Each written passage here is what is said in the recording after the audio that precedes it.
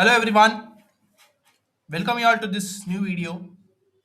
So in my previous video, I had started with module 2 and I have discussed with the concepts of some of the adder and subtractor circuits, and I've covered in the previous two videos. That is, one is half and full adder, and in the previous video I have discussed with half subtractor and full subtractor. Okay, so those are the fundamentals of this combinational logic circuits which you need to be knowing, because using those only you should be we are going to be constructing some other complex circuits which you are going to see in these upcoming videos. Okay, starting from today's video, that is, one kind of circuit is called as 4-bit parallel adder. Okay, like this we are going to be seeing with the 4-bit parallel adder, 4-bit binary adder and subtractor. Okay, so these are the things which you are going to be discussing in this video. So please, before moving further, like this video, subscribe to our channel. Okay, so now let us start with the today's concept, starting from 4-bit parallel adder. So as the name itself suggests, it is 4-bit adder. Okay, so what do you mean by parallel? Parallel means parallelly all the bits are connected with respect to four different cases. Okay, so we are having four different cases, and with respect to the input bits A and B, and it is getting divided with respect to input bits and carry bits. Okay, so how that is done, everything I'll tell you in this video. Okay, so as the name itself suggests, it is 4 bits, so there you should be using four full adders here. Okay, so yeah, the 4-bit binary adder performs the addition of two 4-bit numbers. Okay, so you see here, this is the basic part, the addition part it does, but it does the addition of two 4-bit numbers. Okay, so there are totally 4-bit numbers, and with respect to those that 4-bit numbers, two separate 4-bit numbers are getting added, and like this the 4-bit parallel adder is performed. Okay, so let the 4-bit binary numbers be equal to, first number is considered as A, second number is considered as B. Okay, since it is 4-bit number, so the 4 bits in this case are A3, A2, A1 and A0, and for B it is B3, B2, B1 and B0. Okay, so we can implement the 4-bit binary adder in one of the two following ways. Okay, so here in generally they have represented here. If you want, you could be putting some numbers here. That is, if you, after understanding this simply by your own, what you do is assign some numbers here, that is 1010, 0101, like that you assign for A and B, and check in this block diagram how the functioning is happening. Okay, yeah, so we can implement the 4-bit binary adder in one of the two following ways. So there are two ways here. So the first way is given as, use one half adder for doing the addition of two least significant bits, that is LSB bits. For that you should be using one half adder, and three full adders for doing the addition of the three higher significant bits. Okay, starting from LSB, the LSB bit, whatever the last bit is there, right, that LSB bit, for that you should be using the half adder, and with respect to the remaining bits you should be using the full adders and performing the operation. So this is one way. One more way is use four full adders for uniformity. So we are mainly preferring this method. First method is not preferred because the adder circuits are getting complicated, because we are using two different kinds of circuits. One is half adder and full adder. But in the second approach, we are using all the full adder circuits. Okay, you see here, use four full adders for uniformity. Since initial carry C naught is 0, the full adder which is used for adding the least significant bits become half adder. Okay, so for the time being, we consider the second approach. As I've told you, the block diagram for 4-bit binary adder is shown in this figure. Okay, so this is the basic block diagram, and following this block diagram only, the addition, the binary addition of two 4-bit numbers takes place. Okay, so initially the value of carry is 0. Why? Because we are not performing any addition, right, initially. So that's why the first value, C naught value in that carry bit plane, it is by default it is equal to 0. Okay, and for full adder, as I've told you, there are three input bits. You should be always starting from the right hand side. So from here the inputs are coming in this direction. Okay, like this you need to be going always. So since it is a 4-bit adder, you should be starting from A0, A1, A2 up to A3, and whatever the final carry is generated or the output is generated, that is the final combination, and with respect to that, answer would be generated. Okay, so you see here, start from this block here. Since it is a full adder, so it consists of three bits: A0, B0 and C0 is the initial carry. Okay, and the outputs produced by this full adder are S0 and C1. C1 is the next carry generated, and S0 is the present state sum generated after adding the values of A0, B0 and C0. Okay, and that carry one and that carry one generated from the first full adder, you should be considering that same carry as the input for the next stage, and so on for all the upcoming blocks. Okay, So you see here, first full adder here, do the addition here, a naught, b naught, c naught, consider some random bits here.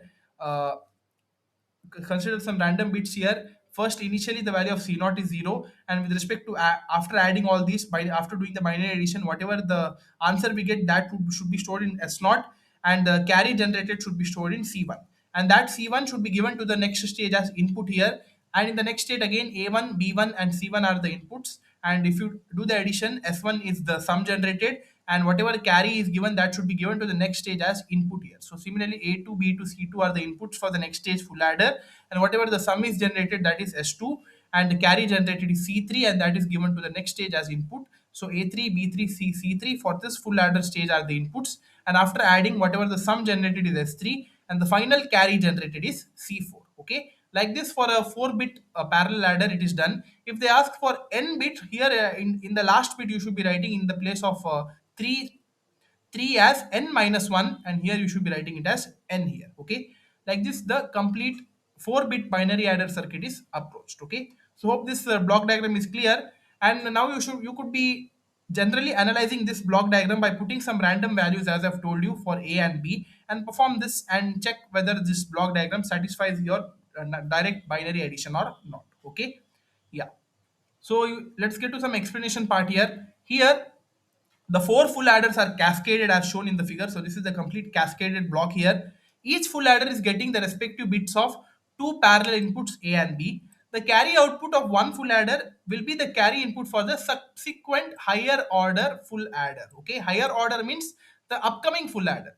Since here this is the lowest order, or this is the LSB bit A naught, and the next higher order bit is A1, right? So that would be the that carry is given to the next higher order full adder. Okay, so this 4-bit binary adder produces the resultant sum having at most 5 bits. So the carry out of the last stage full adder would be the MSB bit. Okay, so in this way we can implement any higher order binary adder just by cascading the required number of full adder. In this case, since it is a 4-bit full adder, so that's why the number of full adders used are 4.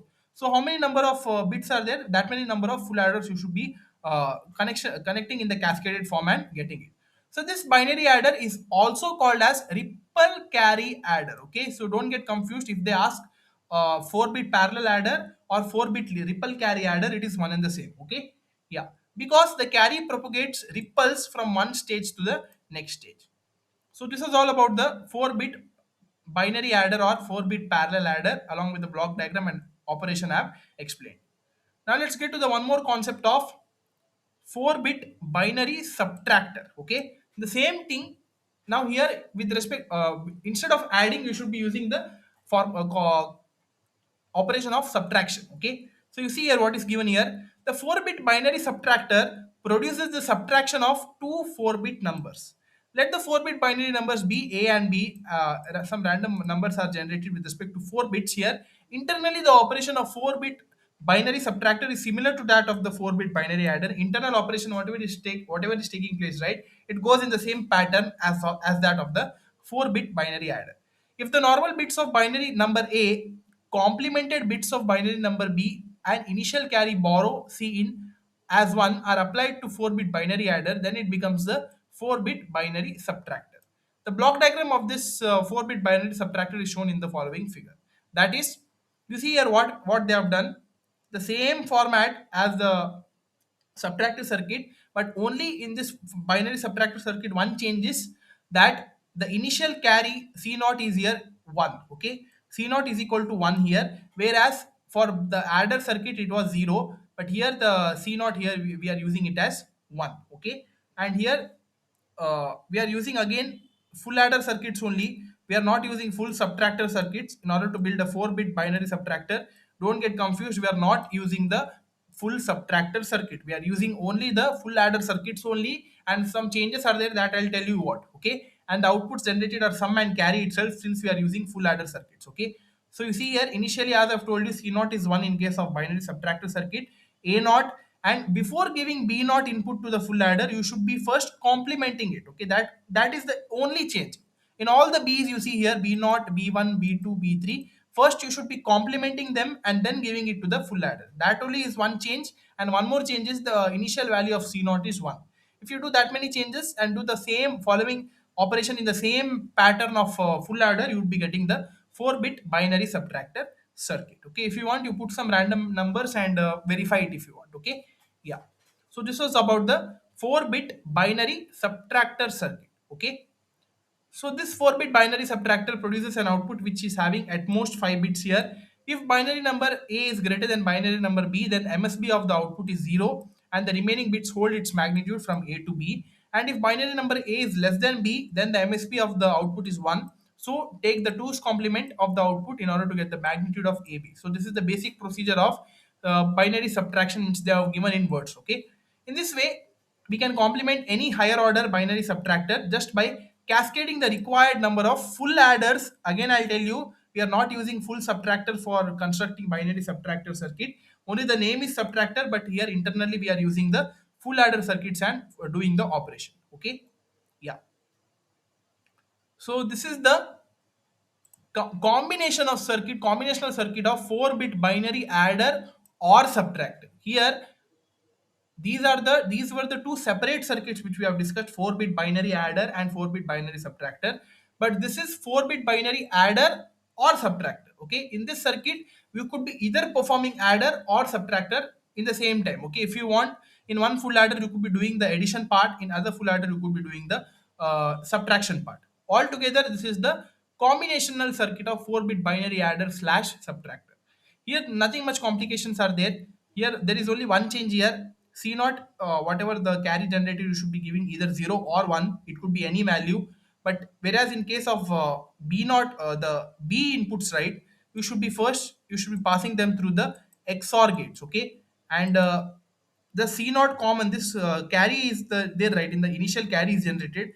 That is common throughout the circuit here. You see here, this C naught is given to the this combination here, and here also it is given. So here also this is C naught here, this is also C naught, this is also C naught. First, you should be XORing them, and then whatever the output generated with respect to that, you should be giving it to the full adder. Totally, three inputs are generated. This is A3 and the XOR value and the final carry from the previous stage. Like this, the complete operation of 4-bit binary adder slash subtractor is done. Okay. So yeah. So please note it down, guys. This is very important. So that's all for this video, guys. In the next video, we would be seeing with one more important circuit, that is 4-bit carry look ahead adder circuit. Okay, that is very important, guys. Don't skip that video. Okay, so we'll see you in that next video. Thank you.